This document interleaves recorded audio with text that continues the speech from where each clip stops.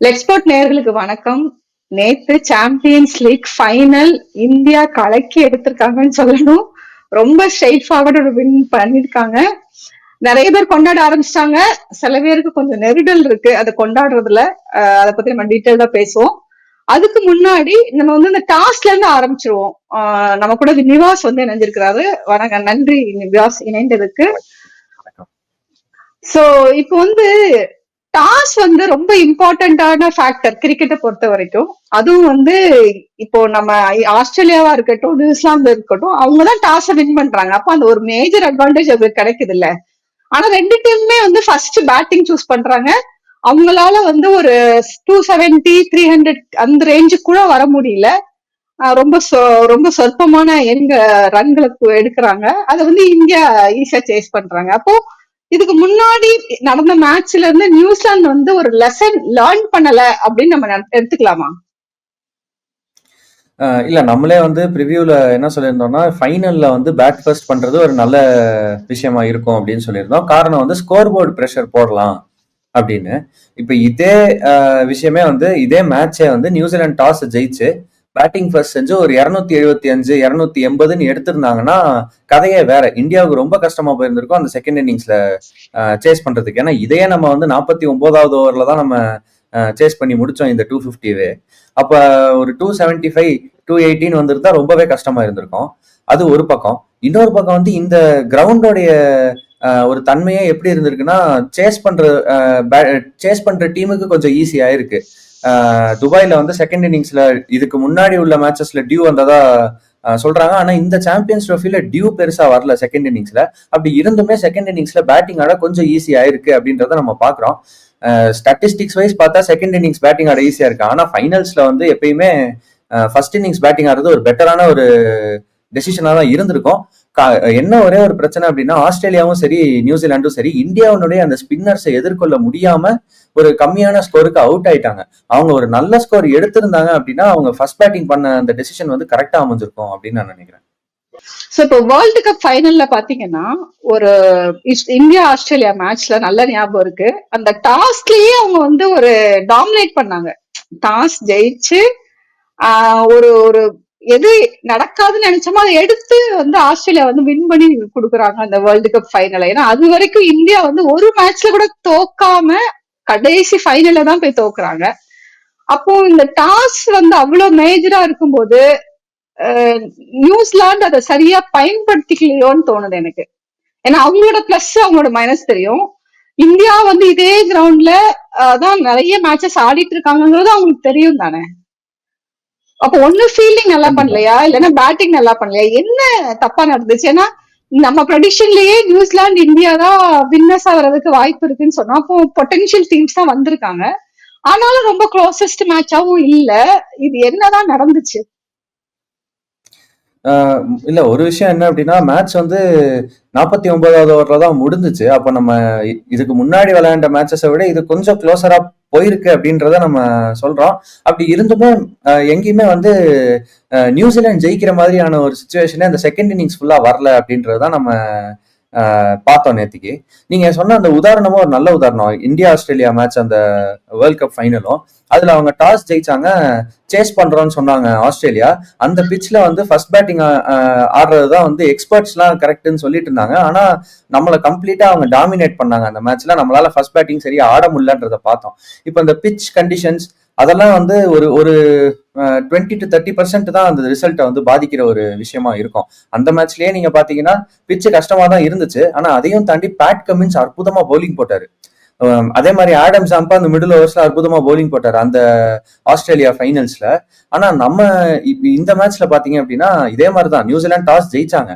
அவங்க இன்கேஸ் ஒரு நல்ல பேட்டிங் பெர்ஃபார்மன்ஸ் கொடுத்திருந்தாங்க அப்படின்னா, ஏன்னா அவங்களுக்கு நல்ல ஸ்டார்ட் கிடைச்சிச்சு. ரச்சின் ரவீந்திராவும் சரி வில்லியங்கும் அந்த பவர் பிளேல ஓரளவுக்கு அவங்களுக்கு ஒரு நல்ல ஸ்டார்ட் கொடுத்துட்டாங்க. கிட்டத்தட்ட 70 ரன் அடிச்சிட்டாங்க அந்த பவர் பிளேல. அப்படின்றப்ப அந்த மிடில் ஓவர்ஸ்ல கொஞ்சம் கேன் வில்லியம்ஸ் நின்று ஆடி இருந்தாருன்னா, அதே மாதிரி அவங்களுடைய மற்ற பேட்ஸ்மேனும் கான்ட்ரிபியூட் பண்ணியிருந்தாங்க அப்படின்னா அவங்க இன்னமும் ஒரு பெட்டர் ஸ்கோர் வந்திருப்பாங்க. இன்ஃபேக்ட் அவங்க இப்போ எடுத்த அந்த 251 அப்படின்றத விட ஒரு 20 ரன் 30 ரன் அவங்க அதிகமா எடுத்திருந்தாலே அவங்க ஜெயிக்கக்கூடிய ஒரு நிலைமையில இருந்து இருந்திருப்பாங்க அப்படின்றத நம்ம பாக்குறோம். அப்போ இதுல முக்கியமான விஷயம் என்ன அப்படின்னா, டாஸ் நீங்க ஜெயிச்சாலும் ஓகே தான். ஆனா அதுக்கப்புறம் நீங்க அந்த பெர்ஃபார்மன்சஸ் வந்து நீங்க கண்டிப்பா டெலிவர் பண்ணியே ஆகணும் அப்படின்றதுதான். இந்தியாவினுடைய ஸ்பின்னர்ஸ் வந்து இந்த டோர்னமெண்ட் ஃபுல்லா எப்படி பெர்ஃபார்ம் பண்ணியிருக்காங்க அப்படின்னா, ஃபர்ஸ்ட் பேட்டிங்கா இருந்தாலும் சரி, ஃபர்ஸ்ட் பவுலிங்கா இருந்தாலும் சரி, எப்படி இருந்தாலும் ஸ்பின்னர்ஸ் வந்து விக்கெட்ஸ் எல்லாம் எடுத்து கொடுத்து ஆப்போனன்ட் கையில கேமை போக விடாம பார்த்திருக்காங்க அப்படின்றது இந்த டோர்னமெண்ட் முழுசா வந்து இந்தியாவினுடைய ஒரு சிறப்பு ஒரு அம்சமா நம்ம வந்து பார்க்க முடியுது. ஆஹ் அது ஓகே. இப்போ வந்து என்னன்னா, நியூசிலாந்து வந்து ஃபீல்டிங் வந்து செம்மையா பண்ணுவாங்க. Australia team, New Zealand team, India டீமோட கம்பேரிட்டிவ் அவங்க நல்ல ஃபீல்டிங் பண்ணுவாங்க. நேத்து நிறைய கேட்ச் வேற டிராப் பண்ணிருக்காங்க. அவங்க வந்து ஒரு மாதிரி இந்த ஃபைனலுக்கு வந்தாலே ஒரு மாதிரி சோக்கிங் பெர்ஃபார்மன்ஸ்குள்ள போயிடுறாங்களோ. ஏன்னா சவுத் ஆப்பிரிக்காவும் பாக்குறோம், நியூசிலாண்டும் பாக்குறோம். ஒரு மாதிரி ஒரு சோக்கஸாவே இருக்காங்க. அதுவும் கடைசியில ஃபைனல், செமிஃபைனல் வந்தா லீக்ல செமையா பெர்ஃபார்ம் பண்றாங்க. இதை எப்படி பாக்குறது? இல்ல இப்ப இதுல சவுத் ஆப்பிரிக்காவை வந்து நம்ம அந்த கேட்டகரியில கண்டிப்பா சேர்க்கலாம். நியூசிலாந்து வந்து நம்ம கூட தான் 2021ல வந்து வேர்ல்ட் டெஸ்ட் சாம்பியன்ஷிப் ஃபைனல்ல ஜெயிச்சாங்க. ஸோ அவங்களால ஃபைனல் ஜெயிக்க முடியும் அப்படின்றத நம்ம பார்த்தா, அதுவும் அந்த டயத்துல பாத்தீங்கன்னா நம்ம தான் வந்து சோக்கர்ஸா இருந்தோம். ஸோ நியூசிலாந்து வந்து ஒரு சோக்கிங் பெர்ஃபார்மன்ஸ் கொடுத்தாங்க. இல்ல இந்த ஃபைனல்ஸ் ப்ரெஷர்னால சரியா விளையாடல அப்படின்ற மாதிரி எனக்கு தெரியல. ஜென்ரலாவே அவங்களால ஒரு பெட்டர் பெர்ஃபார்மன்ஸை இன்னைக்கு கொடுக்க முடியல. இந்தியா அவங்களோட பெட்டரா விளையாண்டுட்டாங்க அப்படின்ற ஒரு விஷயம் தான் என்னால பார்க்க முடியுது. ஆனா ஃபீல்டிங் முக்கியமான ஒரு ஒரு விஷயம் என்னன்னா, நியூசிலாந்து நீங்க சொன்ன மாதிரி ரொம்பவே நல்லா ஃபீல்ட் பண்ணக்கூடிய டீம். இந்த மேட்ச்ல வந்து எப்பயும் நல்லா பெர்ஃபார்ம் பண்ற கிளென் பிலிப்ஸ் அவர் ஒருத்தர் தான் நல்ல ஃபீல்டிங் பண்ணிட்டு இருந்தாரு. ஒரு கில் கேட்ச் ஒன்னு பிடிச்சாரு. அது வந்து அதாவது எப்படின்னா, 10 வாட்டி கில் அந்த ஷாட் ஆடினார்னா 9 வாட்டி அது பவுண்டரிக்கு போகும். அந்த மீதி உள்ள அந்த ஒரு வாட்டி அவர் கிளென் பிலிப்ஸ்ட மாட்டிக்கிட்டாரு அப்படின்ற மாதிரியான ஒரு விஷயமா தான் இருந்துச்சு. அது வந்து 100ல ஒரு கேட்ச்ன்ற மாதிரி ஒரு கேட்ச் பிடிச்சாரு. அவரை தவிர வேற யாருமே ஆனா நியூசிலாந்துல எப்பயும் கொடுக்கக்கூடிய அந்த ஃபீல்டிங் பெர்ஃபார்மன்ஸஸ் கொடுக்கல. ஏன்னா நியூசிலாந்து வந்து எப்படி இருக்கும்னா, கேட்சிங்கும் சூப்பரா பண்ணுவாங்க, கிரவுண்ட் ஃபீல்டிங்கும் அவங்க கிட்ட சூப்பரா இருக்கும். இப்ப இந்த மிச்சல் சாண்ட்னர் மாதிரியான பிளேயர்ஸ் எல்லாம் பாத்தீங்கன்னா, அவங்க கையில அந்த பால் கிடைச்சிச்சுன்னா த்ரோ அடிப்பாங்க, டைரக்ட் ஹிட் நிறைய அடிப்பாங்க, ரன் அவுட்ஸ் எடுக்கிறதுக்கான வாய்ப்புகளை வந்து அதிகமாக்கிட்டே இருப்பாங்க. அந்த மாதிரி ஒரு ஃபீல்டிங் சைடு நேற்று அது எதையுமே பார்க்கவே முடியல. அதே மாதிரி கைல் ஜேமிசன் வந்து முக்கியமான கேட்ச் டிராப் பண்ணாரு. இன்ஃபேக்ட் 2 கேட்சஸ் வந்து நியூசிலாந்து டிராப் பண்ணாங்க. அதுல அந்த ஸ்ரேயஸ் ஐயருடைய கேட்ச் அவர் டிராப் பண்ணாம அவர் பிடிச்சிருந்தாருன்னா மேட்ச் அவங்க ஜெயிக்க கூட வாய்ப்புகள் வந்து அதிகமா இருந்திருக்கும். நான் அந்த இடத்துல அவங்க வந்து மேட்சையே தோத்துட்டாங்க அப்படின்ற மாதிரியான ஒரு சுச்சுவேஷன் வந்துருச்சு அப்படின்றத நம்ம பார்க்க முடிஞ்சிச்சு. இப்ப அது அது ஏன் அப்படின்றது ஒரு பெரிய கேள்வி. என்ன சொல்றாங்க அப்படின்னா, இந்த துபாய் இன்டர்நேஷனல் ஸ்டேடியம்ல வந்து இந்த லைட்ஸ், ஃபிளட் லைட்ஸ் வந்து யூஸ்வலா இருக்கிற மாதிரி இந்த 4 பில்லர்ல ஃபிளட் லைட்ஸ் வச்சிருப்பாங்க ஸ்டேடியம்ல, அந்த மாதிரி இருக்காது. இது வந்து அந்த ஸ்டேடியமோட சீலிங்கோட சேர்த்து அப்படியே ஒரு ரவுண்டா வந்திருக்கும், ரிங் அப்படின்னு சொல்லுவாங்க. அந்த ஸ்டேடியமுக்கு பேரு ரிங் ஆஃப் ஃபயர்னு வச்சிருப்பாங்க அந்த ஃபிளட் லைட்ஸுக்கு பேரு. அந்த மாதிரி ஃபிளட் லைட்ஸ்னால ஒருவேளை கேட்சஸ் டிராப் பண்றாங்க அப்படின்ற மாதிரியான கருத்துக்களை வந்து ஃபீல்டிங் எக்ஸ்பர்ட்ஸ் வந்து இதுக்கு முன்னாடி சொல்லியிருக்கிறாங்க. அந்த காரணம் தான் இவங்க கேட்ச் டிராப் பண்றதுக்காக இருந்துச்சா அப்படின்றது ஒரு கேள்வியா இருக்கு. ஆனா அப்படி பார்த்தா ஃபர்ஸ்ட் இன்னிங்ஸ்ல மேட்ச் வந்து டே லைட்ல நடந்துட்டு இருந்தப்ப இந்தியா ஒரு 5 கேட்ச் டிராப் பண்ணாங்க. அதனால இது எப்படின்றத சொல்ல முடியல. நேற்று ஃபைனல்ஸ் முழுக்க வந்து கேட்ச் டிராப் பண்ணிக்கிட்டே தான் இருந்தாங்க 2 டீமுமே. அது கொஞ்சம் பாக்குறதுக்கே சுவாரஸ்யமா இருந்துச்சுன்னு நினைக்கிறேன். கேட்ச் பிடிக்கிறதா சுவாரஸ்யம், போய் இப்ப கேட்ச் டிராப் பண்றது சுவாரஸ்யம் ஆயிடுச்சு. ஓகே, இப்போ வந்து நம்ம டீம் வந்து ஆப்வியஸா நீங்க சொன்ன மாதிரி ஸ்பின்னர்ஸ் நல்லா பெர்ஃபார்ம் பண்ணிருக்காங்க. வருண் சக்கரவர்த்தி அதிரடி பெர்ஃபார்மன்ஸ் சொல்லணும். செமிஃபைனலா இருக்கட்டும், ஃபைனலா இருக்கட்டும், இம்பார்ட்டன்ட் விக்கெட்ஸ் எடுத்து கொடுத்திருக்கிறாரு. ஸ்பின்னர்ஸ் நேற்று 4 விக்கெட்ஸ் எடுத்து கொடுத்திருக்காங்க. சோ அப்போ வந்து மேஜர் அவங்களே எடுத்துட்டாங்க. சோ இப்போ வந்து இந்தியா வந்து கப்பு ஜெயிச்சிச்சு, அதான் ரொம்ப ஹாப்பி. அடுத்த ஒரு ஐசிசி கப் ஜெயிச்சிருக்காங்க. இதுல வந்து பெஸ்ட் பெர்ஃபார்மர் இந்தியாவுக்கு இவர் தான் பெஸ்ட் பெர்ஃபார்மர் நீங்க யாரும் சொல்லுவீங்க? ஏன்னா விராட் கோலி சம்டைம்ஸ் பெர்ஃபார்ம் பண்ணிருக்காரு, நேத்து ரோஹித் சர்மா பெர்ஃபார்ம் பண்ணிருக்காரு, கே எல் ராகுல் சில டைம் பெர்ஃபார்ம் பண்ணிருக்காரு. அப்புறம் மாதிரி பவுலர்ஸ் வந்து ஷாமியா இருக்கட்டும், அப்புறம் வந்து வருண் சக்கரவர்த்தி. இதுல உங்க பெர்ஸ்பெக்டிவ்ல பெஸ்ட் பெர்ஃபார்மர் இவர் தான் அப்படின்னு யாரும் சொல்லுவீங்க? இல்ல ஒரு விஷயம் என்னன்னா, இந்த டோர்னமெண்ட்டோட சிறப்பம்சமே வந்து ஒரு பிளேயர் பெர்ஃபார்ம் பண்ணி நம்ம வந்து ஃபைனல்ஸ் வரைக்கும் வந்தோம் அப்படின்ற ஒரு கதையே இல்ல.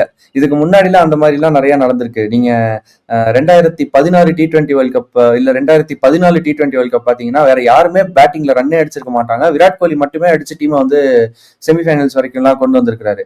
அந்த மாதிரி நடந்துச்சானா இல்ல. இந்த வாட்டி எல்லாருமே கான்ட்ரிபியூட் பண்ணியிருக்காங்க. அதே மாதிரி பவுலிங்ல வந்து வேர்ல்ட் கப்ல இப்ப நம்ம 2023 ஓடிஐ வேர்ல்ட் கப்ல வந்து முகமது ஷமி அபாரமா பெர்ஃபார்ம் பண்ணிட்டே இருந்தாரு மேட்ச் ஆஃப்டர் மேட்ச். மத்த பவுலர்ஸ் அவர் அளவுக்கு பெர்ஃபார்ம் பண்ணாங்கன்னா ஒரு பும்ரா நல்லா பெர்ஃபார்ம் பண்ணாரு. ஆனா ஷமி வந்து வேற மாதிரி பெர்ஃபார்ம் பண்ணிட்டு இருந்தாரு. அந்த மாதிரி இருந்துச்சுன்னா அதுவும் கிடையாது. எல்லா பவுலர்ஸுமே ஈக்குவலா கான்ட்ரிபியூட் பண்ணியிருந்தாங்க. என்னை பொறுத்த வரைக்கும் இந்த டோர்னமெண்ட் ஃபுல்லா வந்து நான் 2 பிளேயர்ஸ் மென்ஷன் பண்ணுவேன் இந்தியாவுடைய தரப்புல இருந்து. ஒன்னு வந்து ஸ்ரேயஸ் ஐயர்.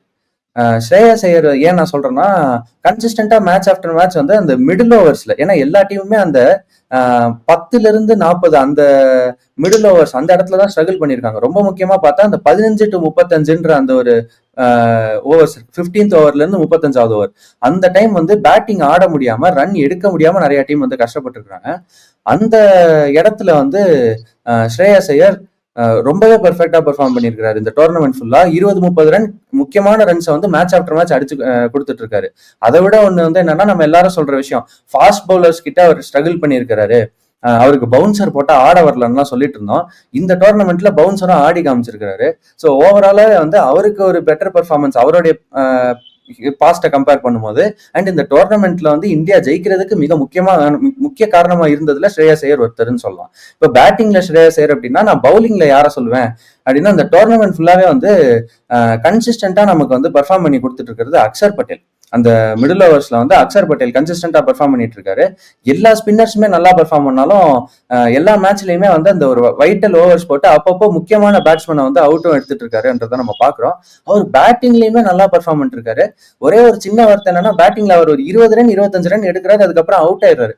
அந்த 20-25 ஒரு பெரிய ஸ்கோரை அவர் கன்வெர்ட் பண்ணா இன்னமும் நல்லா இருக்கும். ஆனா அவர் பவுலிங்ல வந்து ரொம்ப பெருசா மேபி மேட்ச் ஆஃப்டர் மேட்ச் நீங்க அந்த ஸ்கோர் போர்ட் பாத்தீங்கன்னா அவர் நிறைய விக்கெட்ஸ் எடுத்திருக்காரான்னு கேட்டா இல்ல. ஆனா கரெக்டான நேரங்கள்ல விக்கெட்ஸ் எடுக்கிறதோ இல்ல இந்த எக்கனாமிக்கலா பவுலிங் போட்டு ரன் பெருசா கொடுக்காம ரெஸ்ட்ரிக்ட் பண்றதோ கரெக்டா செஞ்சிருக்காருன்னு நான் நினைக்கிறேன். இந்த 2 நேம்ஸ்மே வந்து ரொம்ப அந்த அன்சங் ஹீரோஸ் இவங்கள சொல்லணும். இது வரைக்கும் அவங்கள வந்து ரொம்ப ஃப்ரண்ட் லைன்ல வச்சு நம்ம பேசுனது இல்ல. அவங்க பெர்ஃபார்ம் பண்ணி இந்த வேர்ல்டு கப் இந்த சாம்பியன்ஸ் லீகை ஜெயிக்கிறது ரொம்ப ரொம்ப மகிழ்ச்சி. ஃபீல்டிங் பெர்ஃபார்மன்ஸ் எப்படி இருந்துச்சு இந்தியாவோட ஃபீல்டிங் பெர்ஃபார்மன்ஸ்? இந்த டோர்னமெண்ட் ஃபுல்லாவே பார்த்தா நிறைய கேட்சஸ் டிராப் பண்ணியிருக்காங்க இந்தியா. அவ்வளோ வந்து சிறப்பான ஃபீல்டிங் இருக்கான்னு கேட்டா இல்ல. ஆனா அதே நேரத்துல அது அவ்வளோ மோசமான ஒரு ஃபீல்டிங் பெர்ஃபார்மன்ஸஸும் நம்ம கொடுக்கல. கேச்சஸ் டிராப் பண்ணியிருக்கோம், ஆனா எங்கேயுமே வந்து மேட்ச் தோக்குற மாதிரியான பெர்ஃபார்மன்ஸஸ் வந்து நம்ம ஃபீல்டிங்ல கொடுக்கல. ரன்ஸ் சேவ் பண்ணியிருக்காங்க, நிறைய ரன் அவுட்ஸும் இந்த வாட்டி நம்ம பார்க்க முடிஞ்சு. அக்ஷர் பட்டேல் ஒரு சூப்பரான ரன் அவுட் ஒன்று அடிச்சாரு. இந்த மாதிரி இந்த டோர்னமெண்ட் ஃபுல்லாவே வந்து ஒரு மாதிரி பேலன்ஸ்டு ஈக்குவல் பெர்ஃபார்மன்ஸ் தான் சொல்லலாம். ரொம்ப மோசமாவும் இல்லை. ஆனா அதே நேரத்துல வந்து இப்ப நம்ம இதுக்கு முன்னாடி பார்த்த டோர்னமெண்ட்ஸ்ல இந்தியா எந்த அளவுக்கு பெர்ஃபார்ம் பண்ணியிருக்காங்களோ அந்த அளவுக்கு பெர்ஃபார்ம் பண்ணியிருக்காங்கன்னா இல்ல. சில முக்கியமான நேரங்கள்ல கேட்சஸ் டிராப் பண்ணியிருக்காங்க. மறுபடியும் என்ன அப்படின்னா, அந்த ஸ்பின்னர்ஸ் வந்து நமக்கு விக்கெட்ஸ் எடுத்து கொடுத்து நம்மளை காப்பாத்தி கேம்ஸ் ஜெயிச்சு கொடுக்கறதுனால இந்த மாதிரியான விஷயங்கள்லாம் வந்து நம்மளை பெருசா நெகட்டிவா பாதிக்கல இது வரைக்கும் நம்ம டிராப் பண்ண கேட்சஸ்லாம். ஏன்னா இந்த மேட்ச்லயே நீங்க பாத்தீங்கன்னா ரச்சின் ரவீந்திராவோட கேட்சை வந்து ஸ்ரேயஸ் ஐயர் டிராப் பண்ணிடுவாரு வருண் சக்கரவர்த்தியினுடைய முதல் ஓவர்ல. அதுக்கப்புறம் ரச்சின் ரவீந்திரா கிட்ட இருந்து பெருசா ரன்ஸ் வரல. அவர் அதுக்கப்புறம் திரும்ப அவுட் ஆயிட்டாரு. குல்தீப் யாதவ் வந்து சூப்பரா ஒரு பால் போட்டு அவர் விக்கெட் எடுத்துட்டாரு. அது மட்டும் நடக்காம இருந்துருந்துச்சு அப்படின்னா ரச்சின் ரவீந்திரா வந்து பெருசா ஸ்கோர் பண்ணிருப்பாரு. அந்த மாதிரியான பிரச்சனைகள் வராம இருந்ததுனால நம்மளோட ஃபீல்டிங் பெர்ஃபார்மன்ஸ் வந்து அவ்வளோ கேள்விக்கு உள்ளாகல அப்படின்னு நான் நினைக்கிறேன். ஆனா நீங்க ஆக்சுவலி பாத்திருந்தீங்கன்னா இந்த டோர்னமெண்ட் ஃபுல்லா நம்ம நிறைய கேட்சஸ் டிராப் பண்ணிருக்கோம். கண்டிப்பா. அதான் நம்ம வந்து ஏற்கனவே சொன்னோம், இந்தியாவோட fielding, Australia fielding, New Zealand fielding பார்த்தோம்னா நம்ம ஒன்னும் அப்படி பெஸ்ட் அப்படின்னு சொல்ற மாதிரி இல்ல. ஓகே, இப்போ வந்து ஆப்வியஸா ஃபேன்ஸ், கிரிக்கெட் ஃபேன்ஸ் அப்போ வந்து இந்த விக்டரிய வந்து கொண்டாடிட்டு இருக்கிறாங்க. ஆனா கேள்விகளோட சில பேர் வந்து கொஞ்சம் நெருடலா பாக்குறாங்க. என்னப்பா இந்த மாதிரி ஒரே பிட்ச்ல நீங்க விளையாண்டு இருக்கீங்களே, ஒரே கிரவுண்ட்ல விளையாண்டு இருக்கீங்களே அப்படின்னு சில பேர் கேள்வியோட அதை இந்த மேட்ச் அணுகும் போது அவங்க ஒரு நெருடலா இந்த விக்டரிய பாக்குறாங்க. இன்னும் ரொம்ப அரசியலா இதை பாக்குறவங்களால இந்த விக்டரிய கொண்டாட முடியல. ரொம்ப இதெல்லாம் ஒரு விக்டரியா, இதெல்லாம் போய் கப்பு வாங்கணுமா அப்படிங்கிற அளவுக்கு அவங்க கிரிட்டிசைஸ் பண்றாங்க. ஏன்னா முன்னாடி எந்த இடத்துலயுமே இந்த மாதிரி ஒரு கிரிட்டிசிசம் வந்தது இல்ல. இப்பதான் வந்து இவ்வளோ ரொம்ப எக்ஸ்ட்ரீம் கிரிட்டிசிசமும் வருது. எந்த அரசியலும் இல்ல, எந்த கேள்வியும் இல்ல, எங்களுக்கு கிரிக்கெட் தாங்க அப்படிங்கிறவங்க இத கொண்டாடுறாங்க. சோ இத எப்படி பாக்குறது?